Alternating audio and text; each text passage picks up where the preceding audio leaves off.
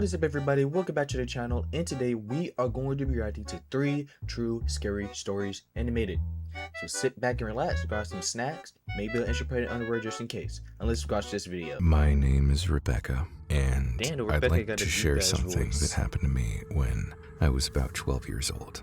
Every Thursday or Friday, my mom would go to the laundromat because we didn't have a washer or dryer at our house at the time. That's I understandable. really didn't like staying home with my sister since it was boring, so I always tagged along with my mom to help her. Even if it was just as boring, at least I always got snacks for going, so a win was a win. Snacks. One Thursday evening, my mom was super Yo, look at her face. busy, so we ended up going to the laundromat pretty late.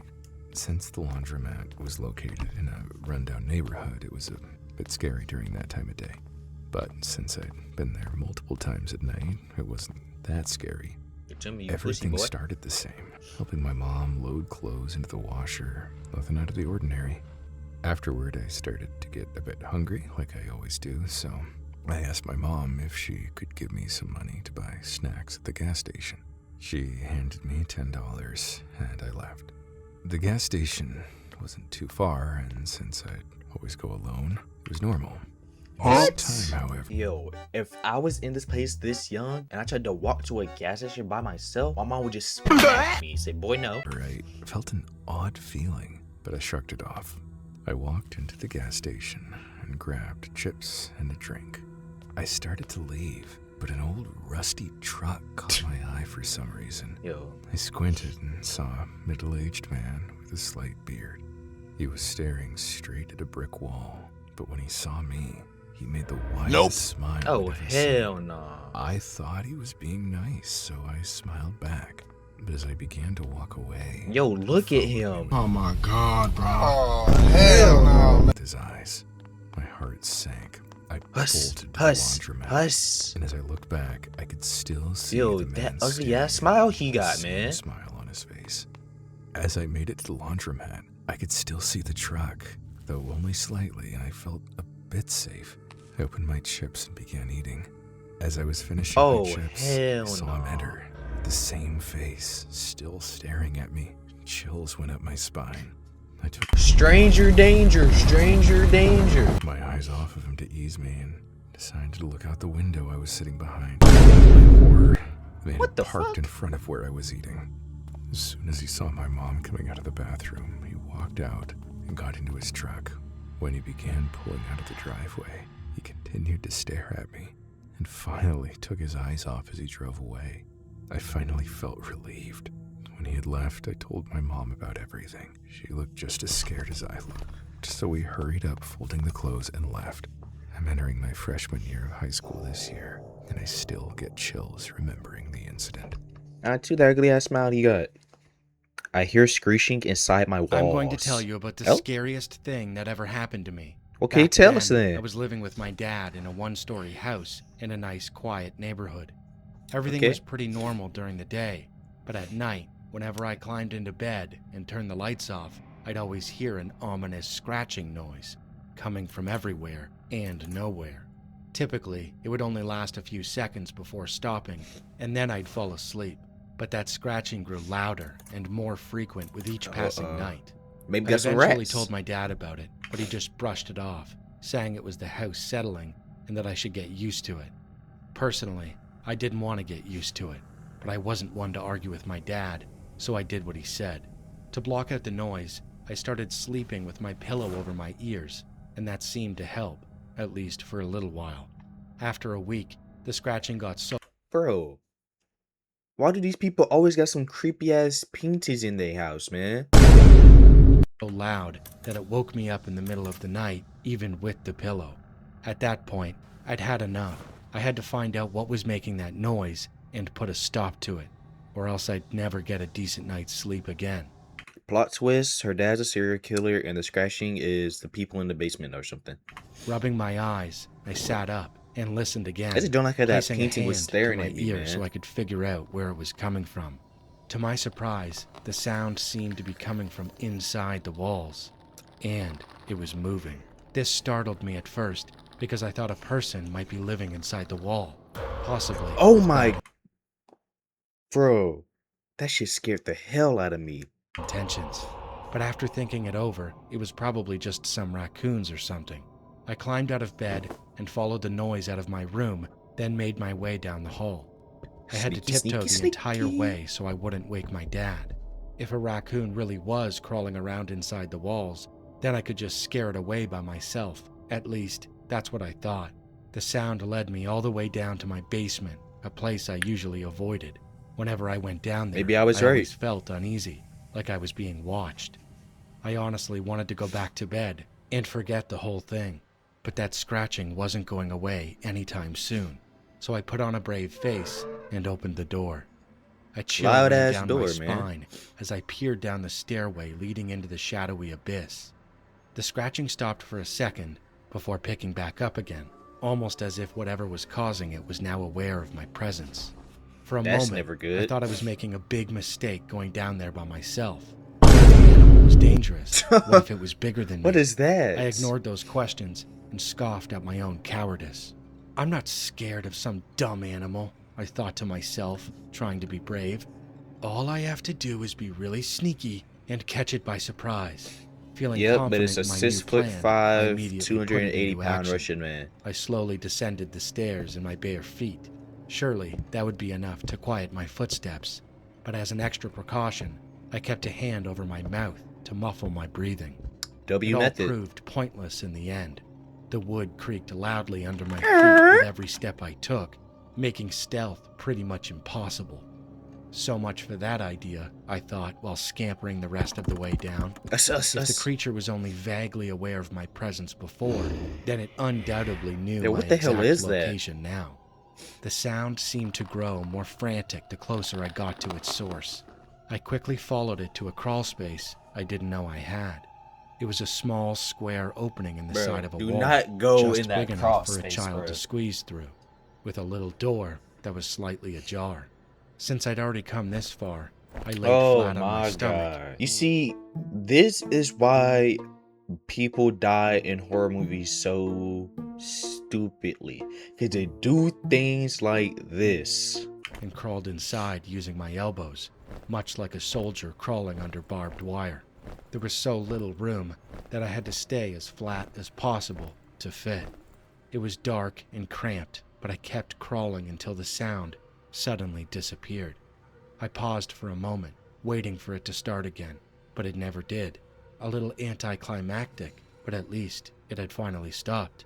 Before I could even think of getting out, however, I heard a loud squeak behind me. I quickly Uh-oh. looked over my shoulder as fast as I could.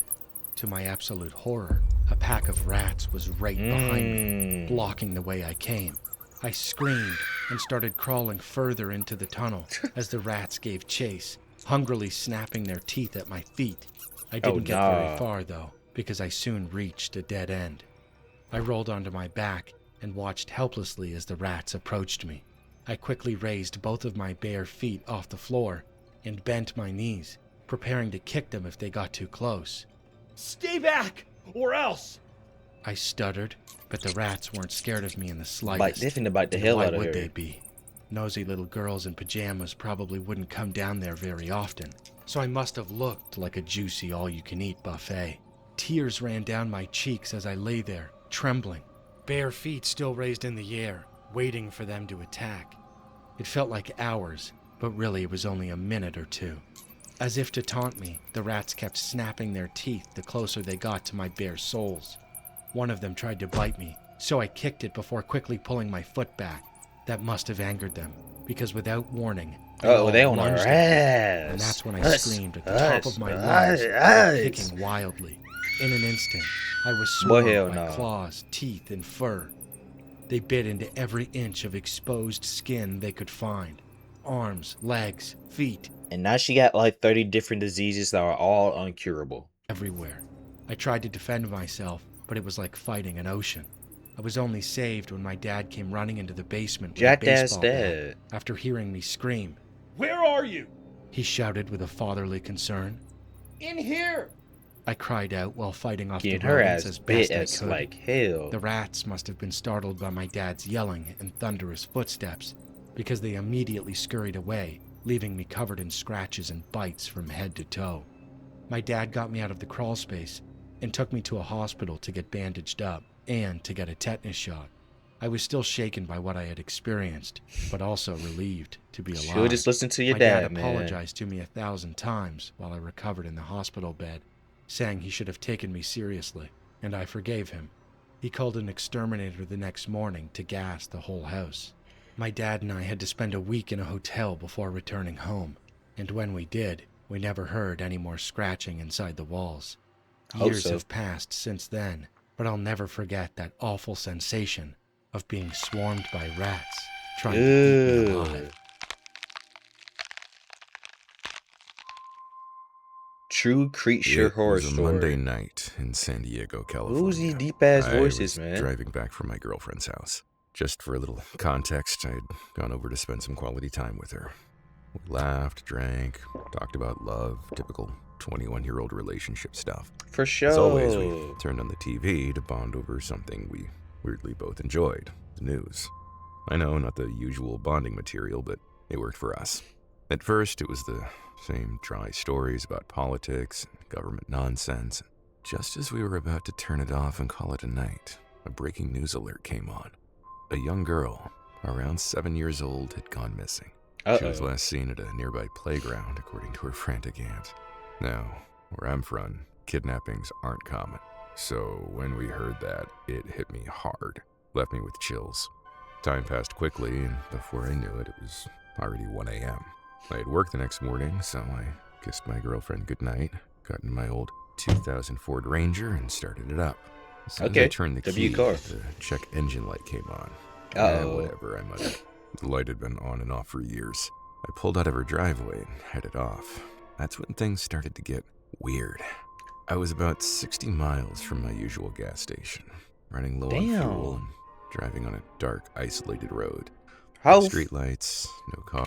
Does his girlfriend live like 100 miles away from the nearest city or something? Like, what the hell?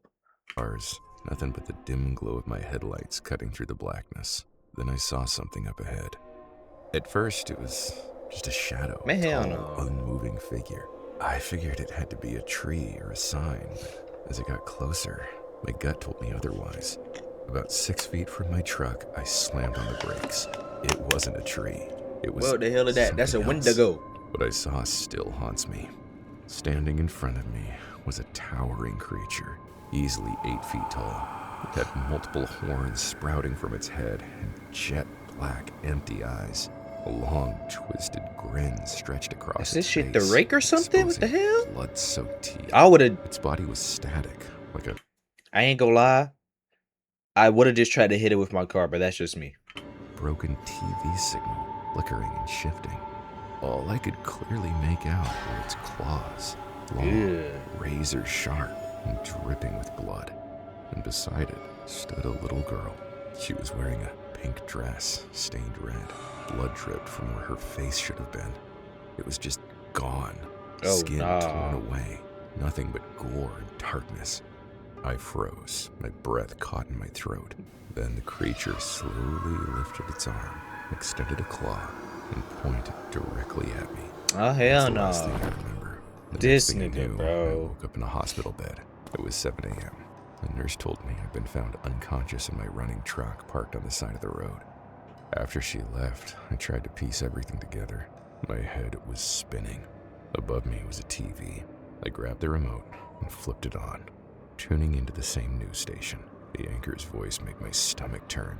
We're following up on last night's breaking story here in San Diego. A 7-year-old girl was found dead early this morning at a local park. Her body was discovered beneath a swing set, covered in blood. We warn viewers, this information is graphic. Paramedics report the child's face appeared to have been completely removed, likely by a wild animal. I threw up on myself right then and there. A week later, Damn. I traded in that old Ford Ranger for a used Honda Civic. I haven't driven to my girlfriend's house since that night, and when I do visit, it's only during the day, and I always take a different route home. But I needed answers. That boy got I spooked. started digging online, desperate to understand what I saw. I know it sounds crazy, but I searched for demons, haunted places, anything. Eventually, I came across a website listing the most haunted locations in San Diego. Okay. I scrolled past creepy stories about abandoned houses and haunted lakes until one article stopped me cold. Haunted park near Mira Mesa. That's where my girlfriend lives. I kept reading. The article described multiple reports of children disappearing from that very park over the years, only to be found the next morning, dismembered, or worse. It mentioned a legend dating back to the 1950s. A man had reportedly summoned a demonic force at that same park. What? And ever since, strange sightings and deaths have been reported. I felt my body go cold. Every hair stood on end.